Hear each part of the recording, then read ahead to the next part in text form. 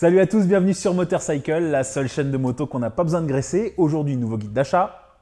A2, le retour. Maintenant, ça va chier.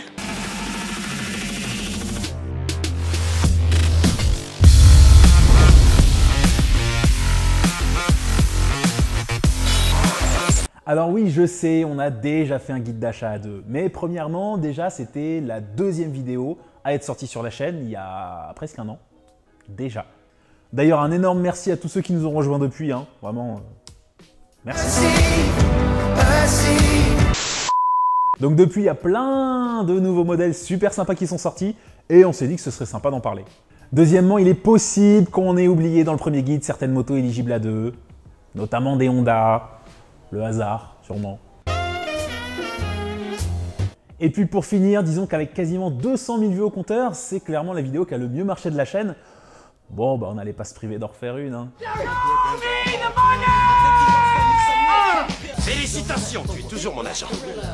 Du coup, cette vidéo est un complément du premier guide, donc on vous encourage vivement à aller le voir si ce n'est pas déjà fait, histoire que vous ne veniez pas chouiner dans les commentaires sur des modèles dont on n'a pas parlé ici, alors qu'on les a traités dans le premier guide.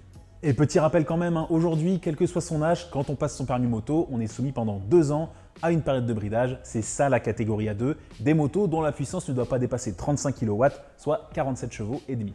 Pour tous les détails sur quelles motos peuvent être classées en A2, là aussi je vous renvoie à la première vidéo, hein, parce que là aussi il y a quelques subtilités. Enfin bon, t'avais juste oublié le rapport poids-puissance. Ah c'est vrai, il y a ça aussi. C'est vrai que j'en avais pas parlé la première fois. Alors qu'est-ce que le rapport poids-puissance? Sont éligibles en A2 des motos dont le rapport poids-puissance n'excède pas 0,2 kW par kilo.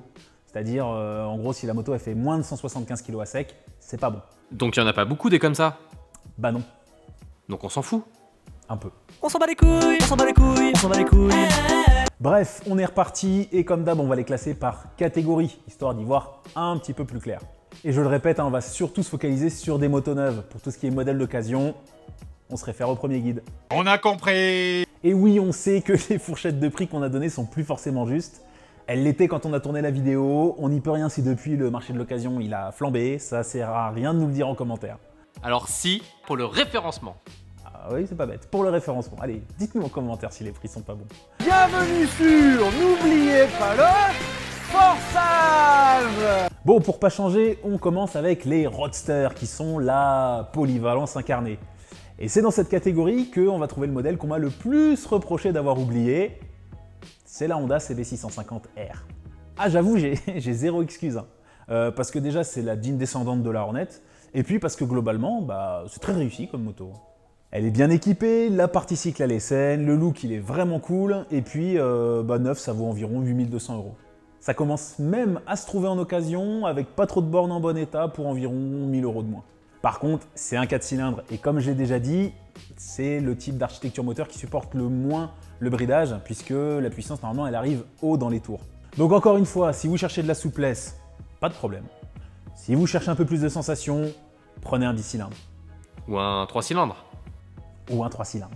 D'ailleurs, il y a 2 nouvelles venues de ce côté-là. Chez Triumph d'abord, avec la Trident 660. Un roadster un petit peu moins typé sport que la Street Triple, vu que cette dernière, bah, elle n'a pas arrêté de se radicaliser au fil du temps. Une moto simple, plutôt bien équipée aussi, mais avec un tarif un peu plus abordable pour une Triumph, puisqu'elle se retrouve au même prix que la CB650R, tout en proposant moins de poids et plus de couple.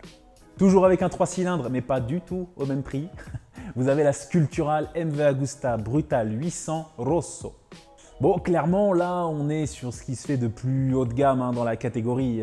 Il est magnifique ou il n'est pas magnifique ce roadster? C'est magnifique. Magnifique. Par contre, minimum 13 500 € le billet d'entrée, ça pique un peu. Qui pique, elle pique tellement fort, t'as les yeux qui piquent, samouraï. Alors, dans le même genre, qu'est-ce qu'on aurait d'autre de plus abordable? La KTM 890 Duke L. Son petit surnom, le scalpel. Parce qu'apparemment, à son guidon, c'est chirurgical. Mais à plus de 10 000 €, faut la paye de médecin qui va avec. Et pareil pour le nouveau Monster d'ailleurs. Bon là, il y a surtout les tifosi qui sont un peu colères parce que le Monster a abandonné son cadre treillis historique. Mais ça lui fait gagner 20 kg. Niveau agilité, c'est le jour et la nuit. Jour, nuit. Monsieur Lacouille, je vous en prie, à la longue, ça devient casse-pied. Alors côté tarif, c'est pas la brutale, hein, mais on est quand même à 11 400 €. Donc je peux vous proposer moins cher mais tout aussi efficace. Décidément cette année on a été vraiment gâtés. C'est la petite sœur de la sulfureuse Aprilia Tuono V4, la Tuono 660. Celle-là, c'est carrément une sportive en street, hein. Ça veut dire que côté partie cycle, il n'y a pas de souci à se faire. Côté moteur, bah, ils ont plus ou moins coupé en deux le V4 Aprilia, ce qui nous donne un bicylindre en ligne calé à 270 degrés. Rien compris, moi. Traduction, ça fait un joli bruit et c'est vivant, voilà. En plus, c'est quasiment le même prix que la KTM dont j'ai parlé plus tôt, Plutôt, c'est l'ami de Mickey. Plutôt, c'est le chien de Mickey. c'est-à-dire 10 500 €.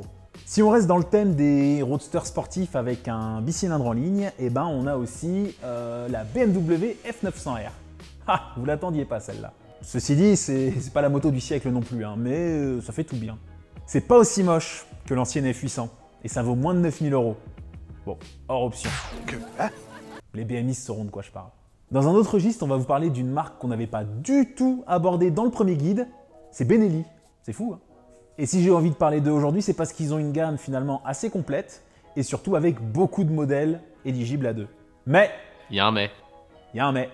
Benelli a beau être italien, la marque est depuis une quinzaine d'années la propriété du groupe chinois Qianjiang Motorcycle, avec tout ce que ça sous-entend de bon et de mauvais. Encore une fois, j'ai rien contre les motos chinoises, simplement je trouve que la qualité elle est encore un cran en dessous de ce qui peut se faire pour les motos européennes ou japonaises. Mais c'est moins cher. Mais les modèles peuvent des fois manquer un peu d'inspiration. Ou d'être fortement inspiré. J'appelle ça du plagiat. Sur la 752S, bah écoute, ça va encore, hein, elle est même plutôt jolie et ça vaut que 7 300 €. À ce tarif, il y a un bicylindre en ligne, des freins Brembo, voilà.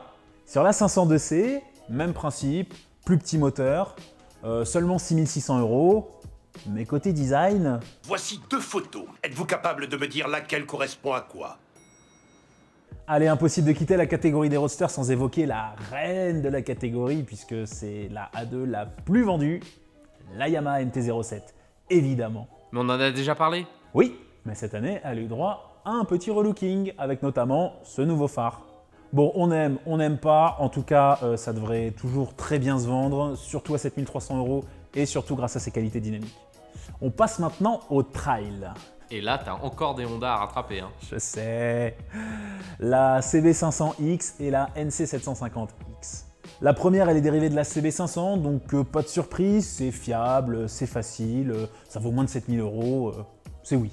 La deuxième, c'est un petit peu plus particulier puisqu'elle est à la croisée des chemins entre roadster, trail et scooter pour handicapés. Ok, je retire cette blague.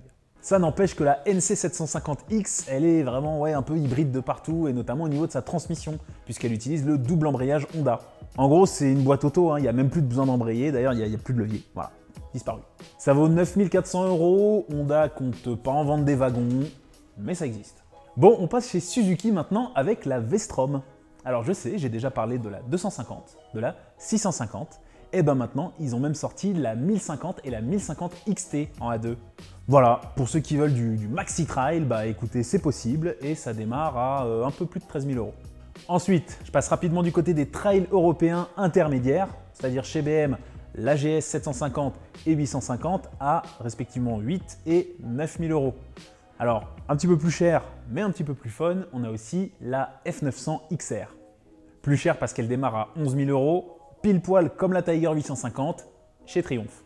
C'est un budget, mais clairement niveau équipement et finition, bah on est sur du premium. Donc si vous voulez plus accessible, on va retourner chez Benelli avec la TRK 502 qui vaut 6 500 € et qui manque peut-être d'inspiration ou pas. Et encore autre chose. Enfin, je passe rapidement sur un dernier modèle qui va me permettre même de faire la jonction avec la catégorie suivante, puisque tous les trails qu'on vient de voir, ils sont quand même assez typés route. Donc pour ceux qui ont vraiment prévu de sortir des sentiers battus, on a ça, la Yamaha Ténéré 700. Look de rallye raid, prêt à affronter le Dakar, moteur de MT-07, donc fun, perso, j'adore. Alors ça vaut 10 000 €, c'est pas donné, mais c'est tellement bien que même les rares occasions qu'on trouve, bah elles sont aussi à 10 000 €. Excusez-moi, je vous demande patron? Donc pour la catégorie suivante, on garde les pneus à crampons puisqu'on va aller voir ce qui se fait du côté des enduros. Et oui, j'ai parlé des supermotards dans le premier guide, bah on a aussi des enduros en A2, si tout simplement vous cherchez un truc pour vous balader en forêt et tout simplement rester homologué dès que ça se transforme à nouveau en bitume. Donc chez Honda, encore, je vous présente la CRF 300L. Ça passe partout, ça fait 27 chevaux, donc du coup le moteur est même pas bridé, et ça vaut 5800 €. Un peu plus radical, on va trouver chez KTM la 690 Enduro R, qui elle a bien besoin d'un bridage. Là tu sens qu'avec un peu de préparation, ce machin il grimpe aux arbres. Hein. Ah clairement tu prends pas ça pour faire de l'autoroute, hein, surtout à plus de 11 000 €. Non, pour l'autoroute, pour cruiser, pour bouffer du moustique, il y a mieux, il y a les custom. Les Harley Davidson on en a déjà parlé, les Indian aussi, sauf que chez eux j'avais oublié un modèle, la FTR 1200. Alors je suis d'accord, elle est plus typée dirt track que custom, mais franchement le look il est mortel, on dirait, je sais pas, on dirait une prépa qui sort tout droit de chez Roland Sands quoi. Il y a de la belle pièce, il y a de la garde au sol, mais c'est à partir de 13 000 €, hors option. Donc plus raisonnable, moins tape à l'œil et carrément moins sexy, on va pas se le cacher, il y a la Honda CMX 500 Rebelle. Moteur de CB500, simple, basique et surtout moins de 7 000 €. Il est l'heure maintenant de passer au néo-rétro. Je vous avais dit que c'était la catégorie qui avait le plus le vent en poupe. J'étais tellement loin de la vérité. Il n'y a plus que ça, partout, tout le temps. Je vois des néo-rétro. Et tu en vois souvent. Tout le temps. Déjà avec des nouvelles marques comme Bullitt et Brixton qu'on n'avait pas du tout évoquées. Chez Bullitt, on va avoir des scramblers assez sympas en 250 cm3, la Hero et la Blue Rock. Bon, clairement, ça va pas casser des culs niveau performance, hein, mais c'est plutôt mignon et ça vaut pas loin de 4 000 € neuf. Chez Brixton, c'est quasiment la même chose, hein, deux petits scramblers, 250 cm3, aux alentours de 3 500 €, la Cromwell et la Felsberg. Mais ils ont aussi une 500 qui viennent juste de sortir, la Crossfire. Avec un look bien à elle, un équipement plutôt sérieux et un bicylindre en ligne de tout pile 47 chevaux et demi. Donc non bridé. Ça vaut 6 000 € en version normale et 6 200 € en version X, c'est-à-dire avec un support de plaque différent, des pneus plus gros et un guidon plus large. Toujours dans le style scrambler, j'avais envie de vous parler aussi de la Fantic Caballero. Une moto italienne super bien finie, emmenée par un monocylindre de 450 cm3 et qui se décline en 5 versions. La Scrambler, la Flat Track, la Deluxe, la Anniversary et la Rally. Et je me suis pas trompé. Pour des tarifs qui vont de 6 800 à 7 200 €. Par contre, si vous êtes plus café racer, et ben ça tombe bien parce que j'ai deux japonaises sous le coude. La SV650X, qui est ni plus ni moins qu'un relooking du petit roadster Suzuki avec toutes les qualités qu'on lui connaît et qui là aussi démarre à 6 800 €. Et la Kawasaki W800 Café, qui elle s'inspire, on va pas se le cacher, grandement de la Triumph Bonneville, mais pour 2 000 € de moins, bon, soit quand même aux alentours de 10 800 €. Il y a de la Benelli aussi, avec la Leoncino qui coûte environ 6 000 €. Ouais, il y a beaucoup d'inspiration encore. Bon, on termine avec BMW qui, non content de s'en mettre plein les poches avec sa R1290 qui se vend par palette de 12 depuis 2014, a décidé d'en sortir une version 95 chevaux, la 90 Pure. 95 chevaux, donc bridable à 2 à 47 chevaux et demi. Clairement, c'est un peu le top de la catégorie, hein. C'est beau, le moteur boxer il est excellent. Et en plus, ils ont fait quelques économies par rapport à la 90 normale, genre on n'a pas la fourche inversée, on n'a pas le freinage radial, du coup ça démarre à partir de 13 500 €. Hors option. Hors option. Oui, on a compris, c'est bon. Allez, dernière catégorie, les scooters. Les sportives. Je l'ai déjà dit aussi, hein, en première moto, c'est pas forcément ce que je conseille, tout simplement parce que c'est moins facile à appréhender et surtout ça peut coûter beaucoup plus cher en cas de chute. Mais qu'importe, on n'a qu'une vie, donc si vous avez envie de faire péter une sportive à deux pour commencer, et ben par exemple vous avez la KTM RC390. Monocylindre, performance honorable, châssis en conséquence et 6 200 €. Mais attention, pour l'instant c'est une moto qui passe pas la norme Euro 5, donc il faudra profiter des tout derniers modèles disponibles en concession. Sinon j'avais déjà évoqué aussi les Kawasaki Ninja 650 et Honda CBR 650 qui étaient plus des roadsters carénés que de vraies sportives. Et ben maintenant, on a deux nouveautés qui là pour le coup sont de vraies sportives. Et ça, c'est cool. C'est cool parce que ça veut dire que les constructeurs reviennent vers cette catégorie sans aucune logique d'engagement en compétition. Ils y reviennent par envie. Et comme c'est ma catégorie de moto préférée, franchement... Ça fait plaisir. Donc on a d'abord l'Aprilia RS 660 que j'ai évoqué un petit peu plus tôt. Moto incisive, racée avec un demi V4. Cherchez pas, ça sent la poudre. En plus, alors toute proportion gardée, ça vaut pas si cher que ça, puisque c'est aux alentours de 11 000 €. Et enfin, chez Yamaha, elle vient tout juste d'être présentée, elle est même pas encore sortie, c'est la R7. Bon, on va pas polémiquer sur le nom, parce que je sais que dans l'imaginaire collectif, une R7, c'est ça. D'ailleurs, je vous renvoie à notre vidéo où on en parle. Mais enfin, Yamaha se décide à faire une sportive sur la base de sa MT-07. Et là aussi, une vraie sportive, hein, pas un truc mal caréné avec des demi-guidons relevés là. Là, t'as un train avant pour aller chercher le chrono là, et même esthétiquement, je suis sûr que de loin, t'en as qui vont la confondre avec la R6. Il n'y a pas encore de tarif exact, vu qu'elle n'est pas encore sortie, mais les estimations tournent autour de 10 000 €. En tout cas, la Yamaha R7, c'est validé à mort.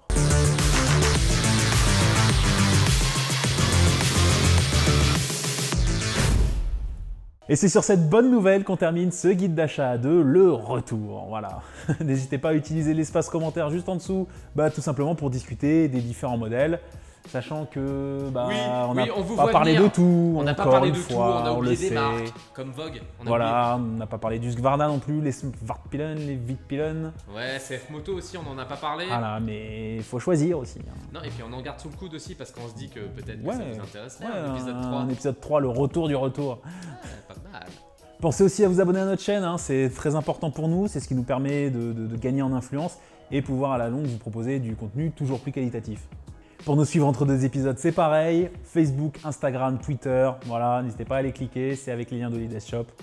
Et on se dit à dans 15 jours pour une nouvelle vidéo. Allez, salut!